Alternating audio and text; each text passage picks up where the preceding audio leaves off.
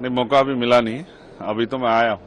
जब मौका मिलेगा तो आपको ये आवाज बहुत अच्छी लगेगी और ये आवाज हमेशा निष्पक्ष रहेगी और कमजोरों के लिए रहेगी।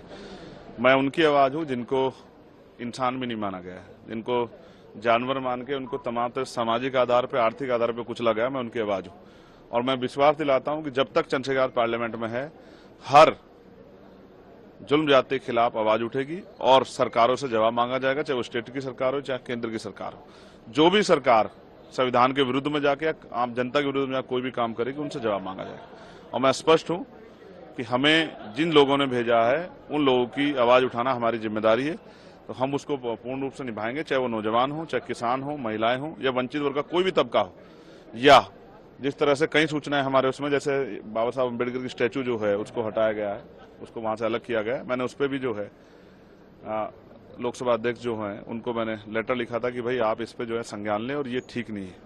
तो मेरा पूरा प्रयास रहेगा कि जो भी यहाँ कानून बनेगा और वो कानून अगर उसमें कोई खामियां होगी तो हम लोग उसमें कोशिश करेंगे कि उसका विरोध दर्ज करा के उसमें सुधार कराएंगे, सरकार का ध्यान आकर्षित करें। और हम कोशिश करेंगे प्राइवेट बिल लाके भी सरकार जो है हमारी जनता की तरफ सुने, जो जनता चाहते हैं उन पर भी चर्चा। सेशन में बहुत कम समय मिलता है, मैं ये भी लोकसभा अध्यक्ष से मांग करूंगा सदन के माध्यम से ही कि वो सेशन का समय बढ़ाएं, जिससे कि क्योंकि बहुत बड़ी लोकसभाएं होती हैं, बहुत मुद्दे होते हैं, उन पर चर्चा करने का अवसर मिले। अच्छा, ये सत्ता के साथ विपक्ष का भी घर है, विपक्ष की भी जिम्मेदारी है। तो सत्ता पक्ष जो है सिर्फ अपने लोकसभा सांसदों के बारे में ना सोचे, उनके क्षेत्रों के, तो विपक्ष को जो जहां जीत का है उसके उनके बारे में सोचना है। मेरे जैसे लोग व्यक्ति के क्षेत्र के बारे में सोचना चाहिए।